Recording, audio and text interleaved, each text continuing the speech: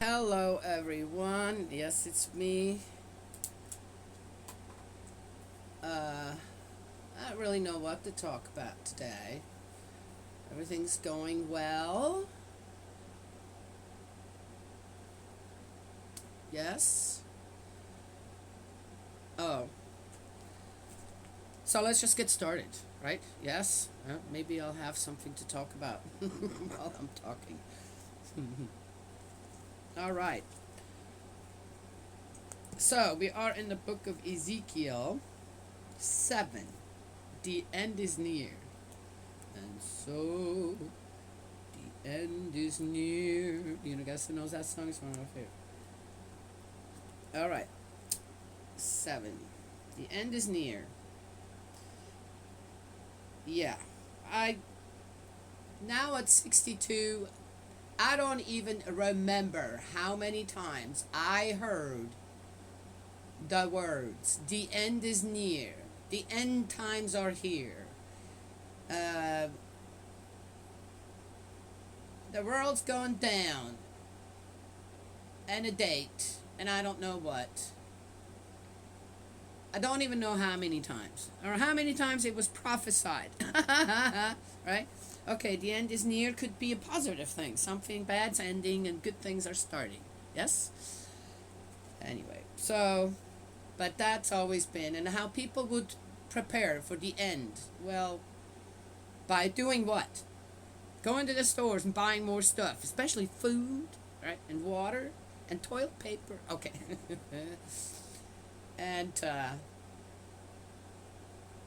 well, if the end truly is near, what would the people do? You would prepare yourself for the afterlife, right? And how many of your physical possessions would you be able to take with you, right?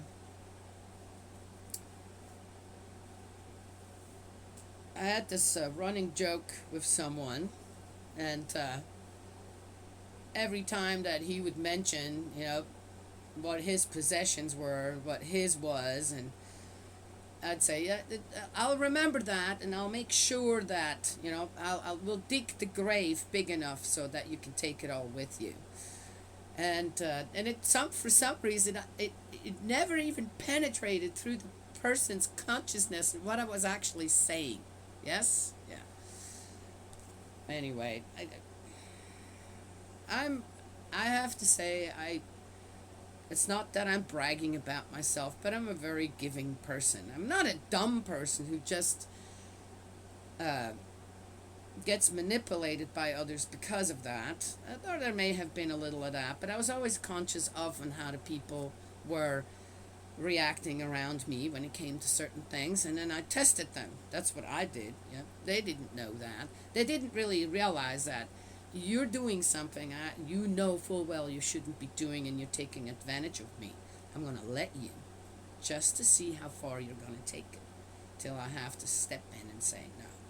I have this boundary for myself and for others. I have this boundary, all right, for others, and if they step across that line, then I wish them well. I will keep praying for them. I don't have any, how do you say, hate, as people say, for them or whatever. But the give and take that I expect as I give it from someone else then falls away. Then they're going to have to fend out there for themselves. Yes? If they come back and really apologize or whatever, okay, or mend their ways. But that's just me. I have these boundaries, and I feel personally. See, here he comes. That these boundaries are important because you don't want to be torn down by someone else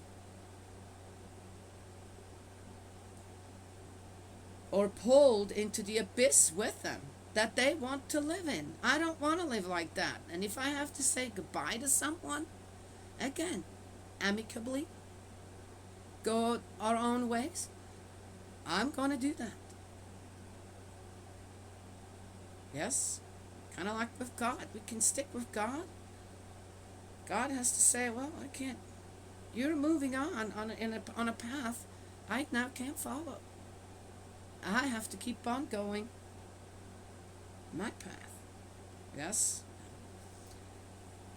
One thing comes to mind here.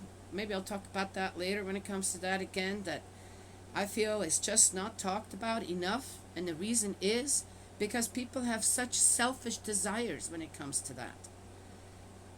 Hence, then, you don't want to really give out what is appropriate when you have reached a certain age where you full well know what the right thing would have been for yourself when you were younger. Yes? Now, I said that, right? Yes, now I'm not giving you, it's just like I'm teasing. No, I got to keep going. And if it's important to talk about that today, then we'll do that today. And otherwise, what I just said kind of applies to whatever. All the good right is out there to live on the side of goodness, where you don't constantly get hurt or hurt others, right?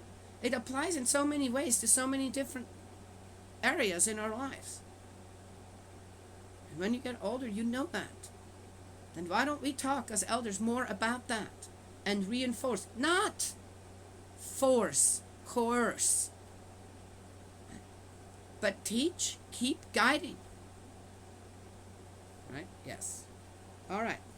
In a loving way. The word of Yahweh was addressed to me as follows. Son of man, say, Lord Yahweh says this to the land of Israel. Finished. The end is coming for the four corners of the country. This is the end for you. I shall unleash my anger on you and judge you as your conduct deserves, and call you to account for all your loathsome practices. I shall show you no pity. I shall not spare you. I shall repay you for your conduct and for the loathsome practices in which you persist. Then you will know that I am Yahweh. What did I just tell you beforehand on how that actually works? How is it done here? That's the God you want? Or would you rather have the God that I, the true God, that I try to give you, know, have experienced in all my life? Or the one here that says, you done. I'm going to punish you and avenge you with my anger because you didn't do something I wanted you to do. Is that how it works? That's really our Heavenly Parent? That's the God you want to believe in? Well, some people need that again. For what reason? Because you need to be able to let your anger out on others, rather than just step back and say, I'm going to have to let you go. Come back when you know better. Yes? All right. The Lord Yahweh says this, disaster, a unique disaster is coming. The end is coming. The end is coming. It is on the move towards you. It is coming now. Now it is your turn, you who dwell in this country. Doom is coming. The day is near. No joy now. Only tumult on the mountains. Now I shall soon vent my fury on you and sate my anger on you. Oh my gosh. Ugh. Shudder. I feel a shudder coming from spirit world. That's not God's word. I do not care what anyone says. I will never ever believe that. I shall judge you as your conduct deserves and repay you for all your loathsome practices. And again, if people do not understand that there is such a thing as consequences, yes? But where do they come from? We built them up ourselves. These consequences aren't coming from God. It's just, there is a right way to live and then there's a wrong way to live. There's a right way to do things and there's a wrong way to do things. Yes? Well, if you keep doing the right thing, guess what? You build up merit. You keep doing the wrong thing, guess what? That's going to bite you in the butt someday. That is that. And if it doesn't catch up with you here on earth, it will catch up with you in spirit world. And again, there too, people aren't going to go, oh, we got you now. You're going to have to look at yourself and go, hey, my spiritual growth is so little. I've done so much I should have not have done. Now I ended up somewhere in spirit world. I'm going to have to work really hard to just get a little tiny bit of growth in spirit, so that then I can move on to better ground. You get that? It's not that hard to understand. And anyone with a bit of logic knows that's true in the physical and in the spiritual. Yes? I'm just saying. I shall neither pity nor mercy. I shall neither pity nor mercy, but shall repay you for your conduct and the loathsome practice in which you persist. Then you will know that I am Yahweh and that I strike. Now is the day, your turn has come. It has come, it appears. The scepter has blossomed, pride is at its peak. Violence has risen to become the scourge of wickedness. Doom is coming, the day is near. Neither should buyer rejoice nor seller regret, for the fury rests on everyone alike. The seller will not be able to go back on his bargain. Each persists in his sins. They take no defensive measures. What did I say about why the people persist on not teaching the younger generations value and morals again? Yes? Yeah, that's part, yeah. Why? Because no one likes them? The trumpet sounds, all is ready, but no one goes into battle, since my fury rests on all alike. The sins of Israel. Outside the sword, inside plague and famine. Whoever is living in the countryside will die by the sword. Whoever is living in the city will be devoured by famine and plague. And those who escape will escape to the mountains, and there, like doves of the valleys, I shall slaughter them all, each one for his sin. Every hand will grow limp, every knee turn to water. They will put on sackcloth, each one trembling. Every face will be ashamed, and every head be shaved. They will throw their silver away in the streets, and their gold they will regard as a pollution. Neither their silver nor their gold will be able to save them on the day of Yahweh's fury. Never again will they have enough to eat, never again will they fill their bellies, since that was the occasion for their guilt. They used to pride themselves in the beauty of their jewelry, out of which they made their loathsome images, their horrors, so now I have made it pollute them. I shall hand it over as plunder to foreigners, a loot to the most evil people on earth. They will profane it. I shall turn my face away from them, while my treasure house is profaned, and robbers will force their way in and profane it. The treasure house, is that the temple? Like God's going to care about whatever is in the temple when it comes down to it? Why would God care about these earthly possessions? Or a temple full of gold and silver and I don't know what? Why would God care about that? What's the reason for it? You tell me. I know what he cares about. I know what our Heavenly Parent, as a presence of a father and a mother, cares about. It's not your money. It's not your riches. But maybe somebody has a better idea on that. Forge yourself a chain, for the country is full of bloody executions, and the city full of deeds of violence. So I shall bring the cruelest of the nations to seize their houses. I shall put an end to the pride of their elite, and their sanctuary will be profaned. And yet, isn't, according to the Old Testament here, God not also advocating violence and war and the slaughter of I don't know who? We read plenty of that is also God's will. Right? Oh, God's will. God's fury. God's revenge. People won't believe that. Now here it says, oh, you're being punished because you did that.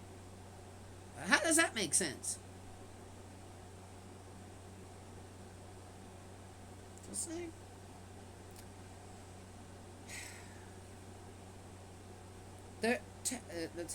Elite and their sanctuary will be profaned. Their terror is on the way. They will look for peace, and there will be none. Disaster will follow on disaster, rumor on rumor. They will pester the prophet for a vision. The priest will be at a loss over the law, and the elders on how to advise. The king will go into mourning. The prince will be plunged in grief. The hands of the country people tremble. I shall treat them as their conduct deserves, and judge them as their own verdicts merit. Then they will know that I am Yahweh. Okay. Again, that's the end of 7. God would never, ever force his will and ideal on mankind like that, on his children. And there's the simple reason of we all have free will. Done. The end is near.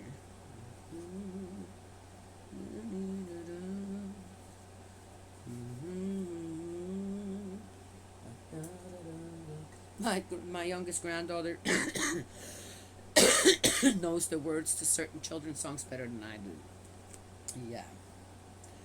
Anywho, so, real quick, I encourage everyone out there, when you have children, even if they're grown and have, now their own children, of course, my grandchildren out there, to encourage, and I do that with my grandchildren, to seriously think on where they want to go with their life, what they want their life to be like, in the sense of what are your dreams and what could mess up these dreams. Of course, one of them is what? An unwanted pregnancy. Yes? Getting too soon involved in love-making stuff and then get their heart broken. That's a big stumbling block afterwards. Yes? A lot of fire and zest that young people have within themselves. Every heartbreak kills a little of that. And what starts? Depression, anxiety, and I don't know what else in young people's lives. So, I've always told my children, wait for the right one. Oh, did they always listen? No, they didn't. But the ones that did, guess what? To remind our young people, stay abstinent till marriage. Doesn't mean that you can't date. Doesn't mean you can't find out what are you looking for in the other person you want to live with, hopefully for the rest of your life, and build up a family and a home. But you stay abstinent. You don't give yourself away so easily. It's an important part. One of the things I loved most, one of the things I really loved a lot, was on how true parents considered our sexual organs holy places. They're holy places. And they are. What do most people look at those places? You mention anything like that, it's dirty. You have dirty thoughts. I do. How? They're holy places. Why are they called holy? Why do I like that they're called holy places?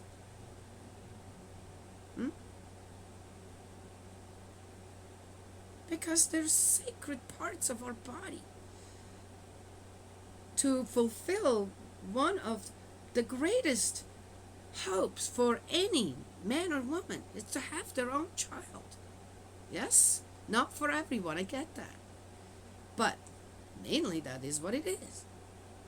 Cheating, even when you're not married yet, is one of the most horrific things people can do to themselves.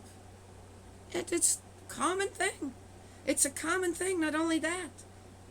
Oh, like I had to hear in my husband's family, oh, they're wootens. They just do that. Really? That's it? That's what you get when your heart's been broken because someone cheats on you? Oh, they're just like that. Is that right? Is that okay? I don't think that's okay. So, as elders, instead of, and I've seen this enough as well, oh, they need to have their experiences out there. This for what exactly?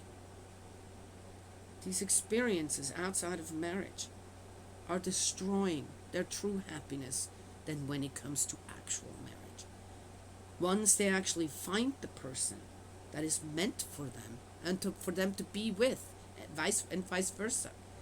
The baggage on their shoulders, the heartbreak, and I don't know what else that goes with it when it comes to the realm of love.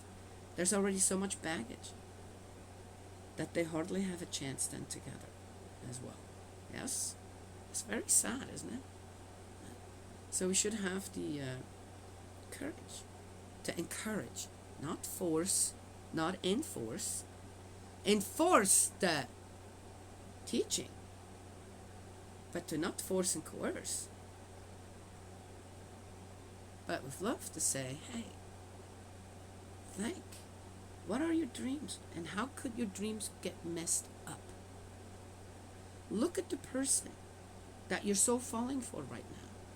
Why are you falling for the person? Because they have an upright character? They're already on a path of success to actually be financially responsible, being able to be responsible for a home, for a family. That goes both ways too, to say. Are you aligned with what you believe in, what you're thinking?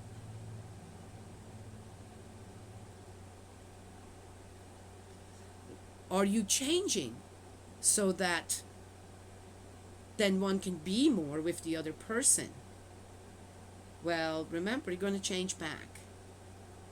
Everyone does, especially after marriage. And sadly, it's often the women that make the change. Oh, I'm going to like sports now because he likes sports. But really, you don't.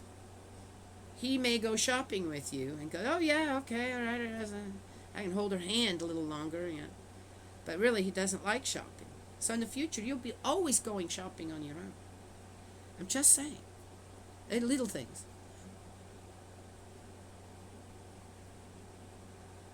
I think it's a good idea for any couple out there who have true intentions towards marriage and family.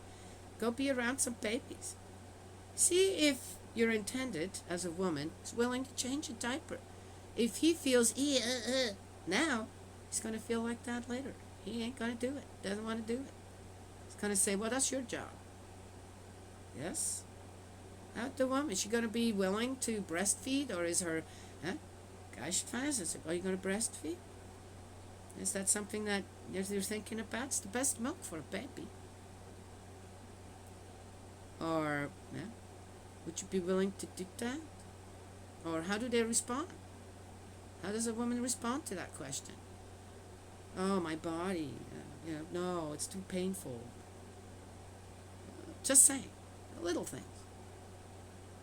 But the main thing, stay abstinent until marriage. You're not gaining any more experience. If you do it one time with the right person and then stick with that person, or multiple partners, there's no difference. There's one difference. Psychologically, often physically, you can catch all kinds of stuff now.